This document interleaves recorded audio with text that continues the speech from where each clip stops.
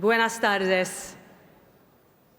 Querido Alberto, antes de empezar te agradezco tu coraje, tu amistad y tu liderazgo. Muchas gracias por recibirnos en la hermosa ciudad de Valencia. Yo estaba en España cuando se produjeron las terribles inundaciones del pasado mes de octubre. Y aunque he vuelto a tu país desde entonces, es realmente muy especial para mí estar hoy aquí y poder expresar mi solidaridad en persona.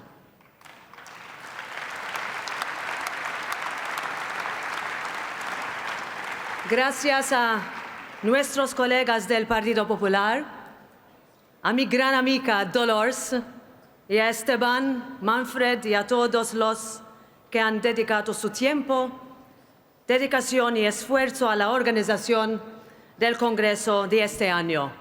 Thank you to you, Manfred, and to all the EPP team for bringing us here today.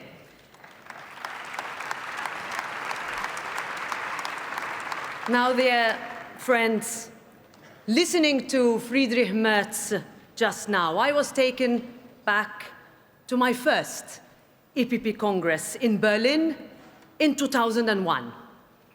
I was a student then, campaigning for my country to join the European Union, arguing over amendments to resolutions in late-night hotel corridors. It feels like a lifetime ago, but the passion, the drive that I first witnessed then, I can still see shining here today in all of you and in all the young people who are here today at their first EPP Congress. I can tell you now, this will not be your last.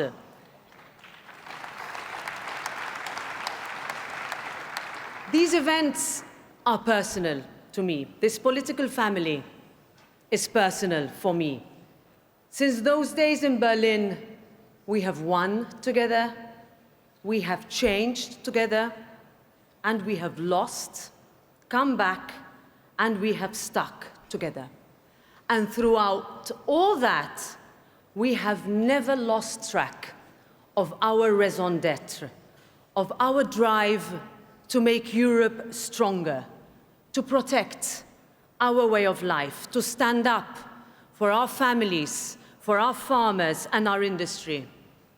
When Europe asks questions of us, when we stand at these cliched, metaphorical crossroads, it is within our values that we find the answers.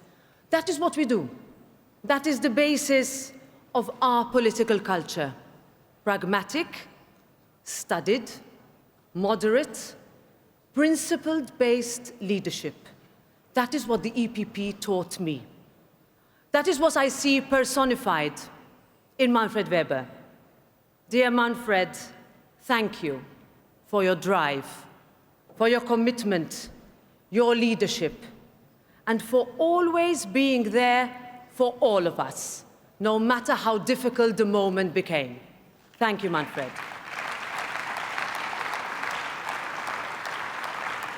That is what I see in Ursula von der Leyen and our commissioners, who over the years, dear Ursula, you have navigated impossible geopolitical challenges, but you've done it with strength, with grace, and with purpose. Thank you for standing up for us and for Europe.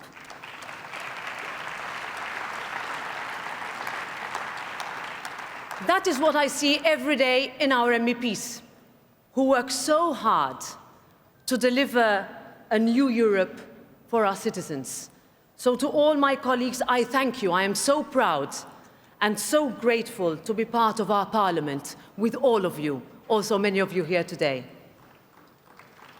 We had a slogan once that was, "We believe in people."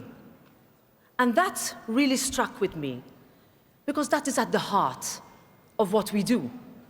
It is what I want to say to all those of you who are here from candidate countries, from Ukraine, from the Western Balkans, from Moldova, from Georgia. I know what these congresses mean to all of you in particular, because that is what they meant to me not so long ago. We must be future-driven.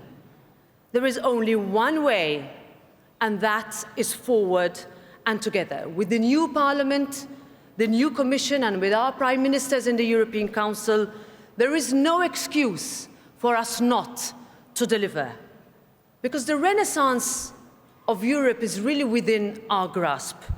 We just need the resolve, the political courage to make these changes, to show that we are a continent on the rise, to prove that we are open for business, for ideas, for new ways to tackle old problems. This is how we defy the cynics and merchants of gloom. This is how we will keep beating back against those who have already written Europe's obituary. The first step is to understand what happened in the last European elections in June. People went back to basics when they voted. Number one, people want economic security. They want a job, they want a chance to grow and scale up their business, a fair chance to get onto the housing ladder that becomes more and more elusive every year, particularly for younger people. Number two, people want systems that work, that simplify, not complicate, systems they understand, that give them the freedom to live their lives as they choose, and that makes a real difference to them. Number three, people want safety and security. They want their children to be able to walk in the street without fear. This is the kind of peace of mind that would allow them to sleep a little bit easier. I can tell you, as a mother of 4 children, that is what I would like to. It is not too much to ask, and it is not too much to deliver.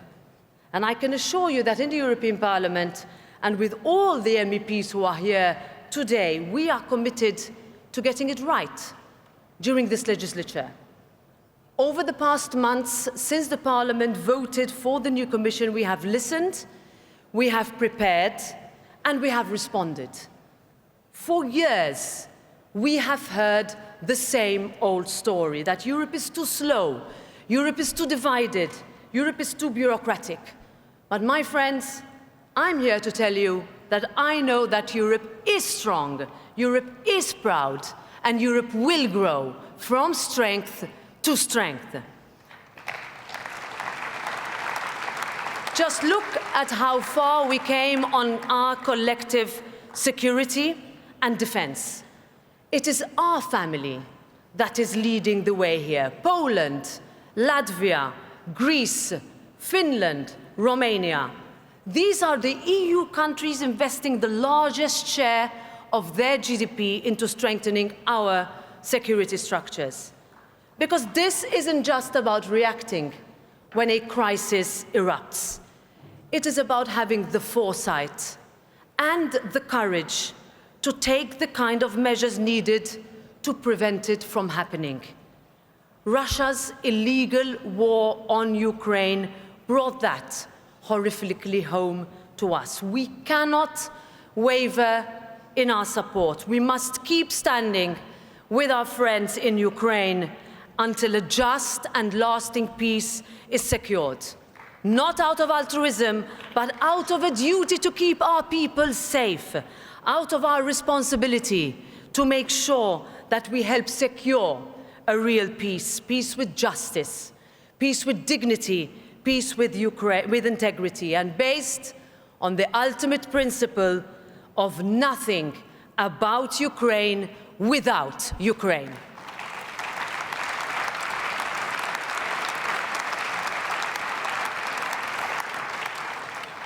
From an economic standpoint, we are also listening. Over the past few months, I have met with business owners from all walks of life, from big industrial giants to smaller family-run enterprises. They all say the same thing. They just want a chance to compete. And here, Europe's answer should be clear, unambiguous, and resolute. We have your back. We will stand up for our businesses, our industry, and our families. This is what the European Parliament is doing, not just with words, but with action. Earlier this month, we voted to postpone the dates of application of certain reporting requirements, the so-called stop-the-clock mechanism. We did this in record time. It is going to give businesses so much needed breathing space, less time buried in paperwork, more time turning ideas into action. Now, our simplification agenda and actions are, of course, very good first steps. But now comes the difficult part, because the challenge isn't only about streamlining regulations. It is about making sure our commitments match people's expectations. It is about having the courage to go beyond papering over the cracks. Last year, we saw the highest voter turnout in the European elections in 30 years. If there's one thing that I learned as I saw the results coming in, is that people do care, that people believe in Europe, that they want to believe that this union of ours still has purpose, direction, and the power to improve their lives.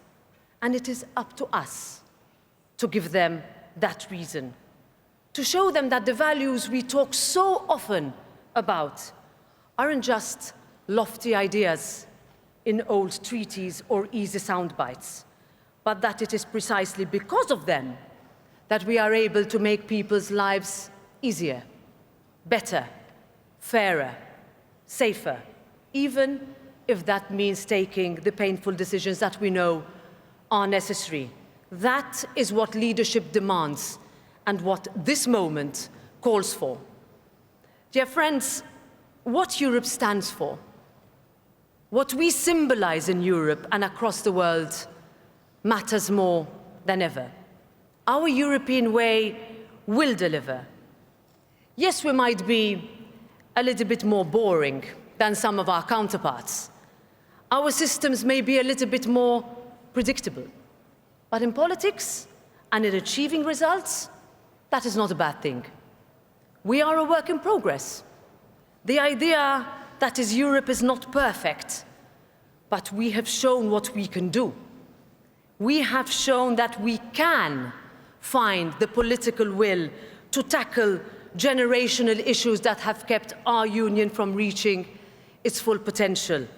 And we will do that again with our competitiveness drive, our simplification agenda, and our urgent need to deliver on security and defense. Our work must speak to people's lived realities, including the too many forgotten voters out there, to the young people who feel disillusioned with politics and consume news through a different lens, to the elderly who struggle with the pace of change and who still feel left behind, to mid-income Europeans for whom it is still too hard to reach the end of the month. Because being the party of this organization, being part of the People's Party means being on their side, always. It is also time to move forward with real integration in our defense, energy, telecoms, and financial markets. Because in a world of growing geopolitical rivals and economic giants focused on their own people, industries, and businesses, we need to recognize that while individually we are small, together we are a force to be reckoned with. Just look at the United States response. Now, I do not want to be misinterpreted. I will always, always stand for free and fair trade. Tariffs benefit no one. But I think it is important to recognize that we have managed to send a strong and united message, and underlined that the less barriers we create, the more prosperous our peoples will be. So of course, Europe will act to protect its workforce and defend its interests. Of course, what we are really going forward and what we really need to go forward is more dialogue and not more tension. That is what we must use this 90-day pause for. We can create a win-win for all. The same applies in the context of forging a new, closer relationship with allies like the United Kingdom and Canada. Spain and Portugal's ties to Latin America give Europe a unique ability to speak to the world and listen in a manner that enables common understanding and protects multilateralism. The times we are living in today mean that we need to get used to doing things differently, to adapting, to challenging perceptions. So let us not be afraid to take the next steps that we know are necessary. Progress doesn't wait for politicians to feel ready.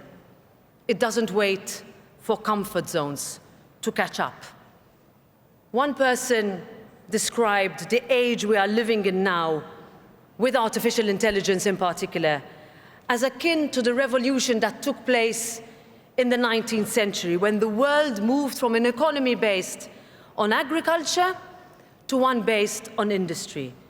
It is that big, that transformative, and that critical. And it's already happening. So we must be ready to face the inevitable pressure in the confrontation between autocratic AI and democratic AI. I want Europe to lead in this space, and I know that means giving our businesses, our researchers, our engineers, our coders, and our patent holders the room and the support that they need to compete, to innovate, and to grow. Dear friends, I will conclude by thinking back to last weekend. Like many of you, I had the honor of being in Rome last Saturday to attend the funeral of His Holiness Pope Francis. In remembering his extraordinary life and legacy, I would like to quote one of his most powerful teachings. If we want security, let us give security. If we want life, let us give life. If we want opportunities, let us provide opportunities. The yardstick we use for others will be the yardstick which time will use for us. Let that be our guide. Gracias, España. Viva Europa.